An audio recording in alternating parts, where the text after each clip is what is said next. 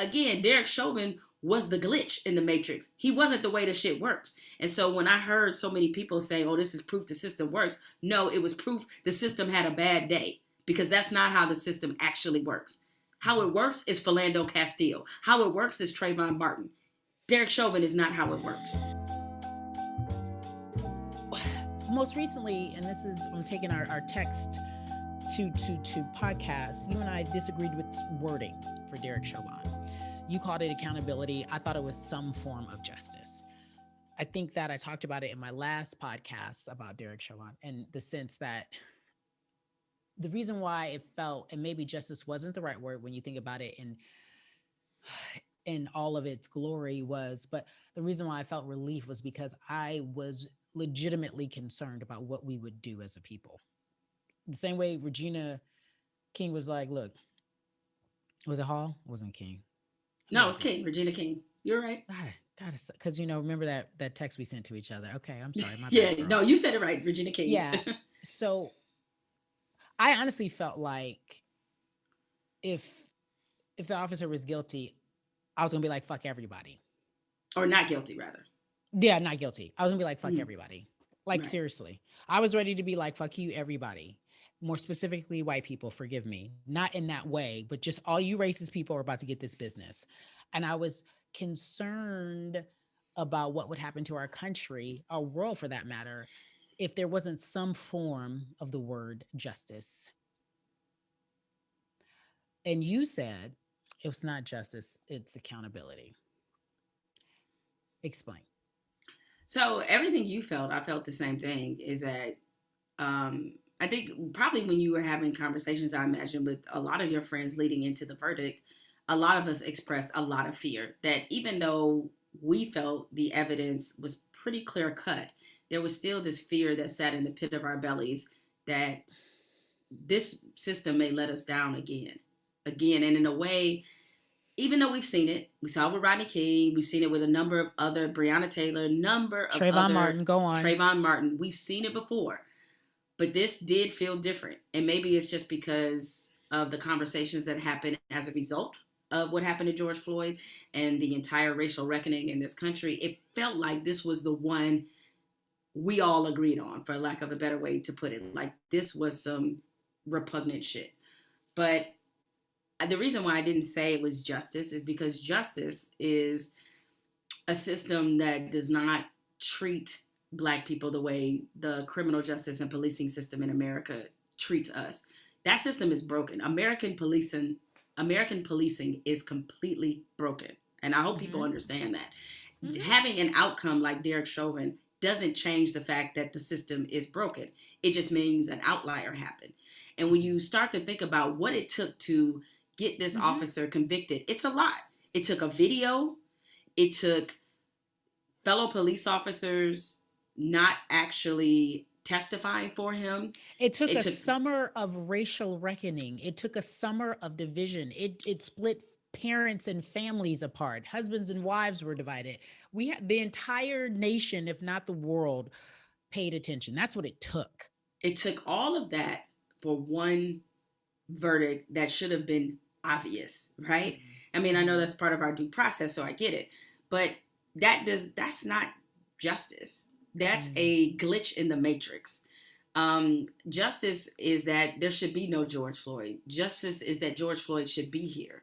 The accountability part is the part that makes sense of this. Is that you murdered a human being in broad daylight on the street. Everybody saw it. And now you're going to jail. That's the consequence for your action. That's not justice.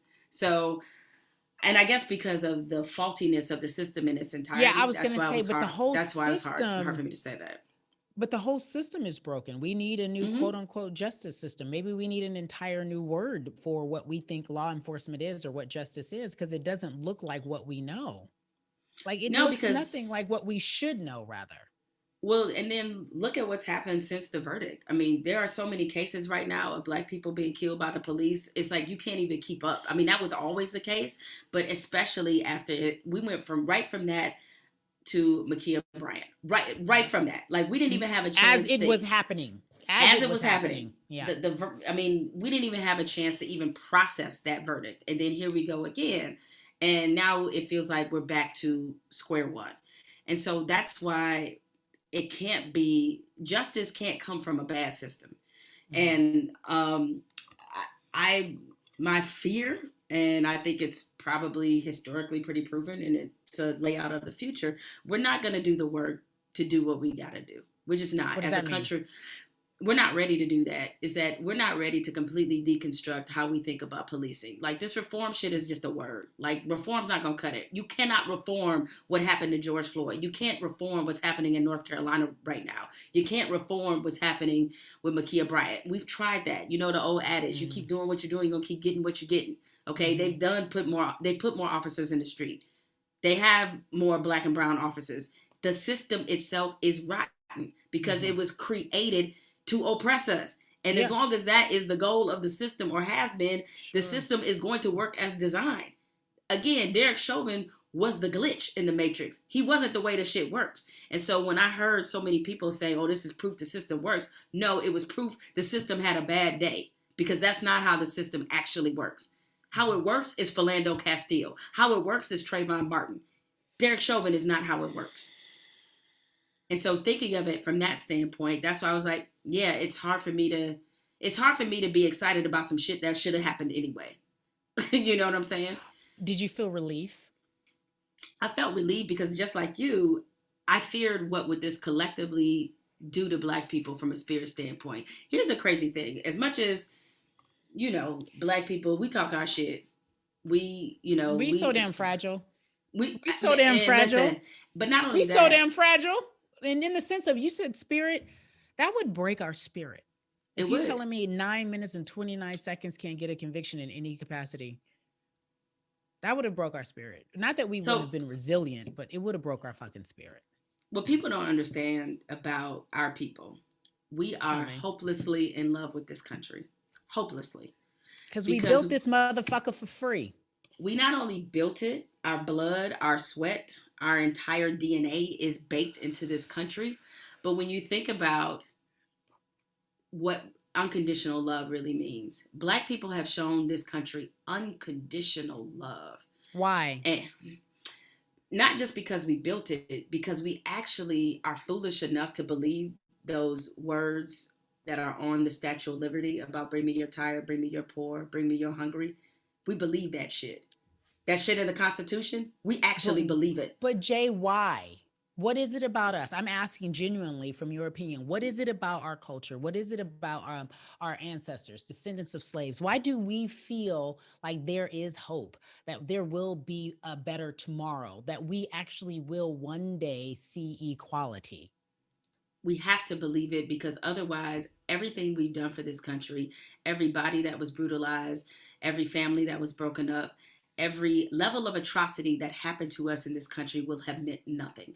We have to believe there's something on the other side of this. It's what kept Harriet going. It's what kept Sojourner going. It's what kept Shirley Chisholm going, Coretta Scott King, Fannie Lou Hamer. It's what kept them all going. Martin Luther King, Malcolm X. Sure. It's that idea is what kept them going. If there's nothing on the other side of it, then what the fuck we've been doing for 500 years?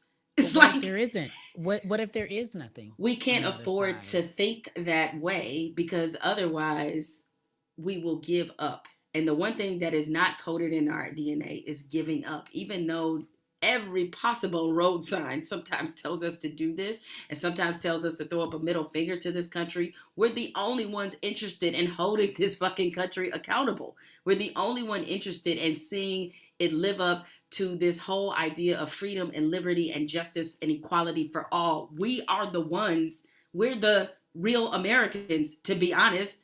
Us and the indigenous people in this country. It's us, all right? Because we're the ones that believe that shit.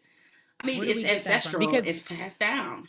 I know it's in our DNA, but as you say this, in my mind, I'm all like, fuck it. I mean, but I'm not. I want to say it. I want to say it and I want to believe it, but I don't believe it, because I do believe that I just have hope. I don't know what I believe, but I just have hope. And that's been who we have been before the beginning of time and who our ancestors are. I just feel as if before the beginning of time doesn't make any sense, but just who we are before we're even born. It's just in our DNA. But the reality is, if I'm honest with you, which I'm sure you feel this, it is, I'm tired. Like, I'm tired. I have zero tolerance. Everyone's tired. So what do you do when you're tired? You take breaks. Fine, we take breaks and we get back in it again. But when, not that you know the answer to this, but when is there relief in sight? When do we really start walking into a room and telling people, quite frankly, I don't want to talk about corporate social justice. I don't want to make racism okay. I don't want to make white people feel okay about racism. I don't want to laugh at your ridiculous jokes. I don't think it's funny. I want to talk about it and be unapologetic about it. I feel like we are unapologetic, but we always know it comes with a consequence.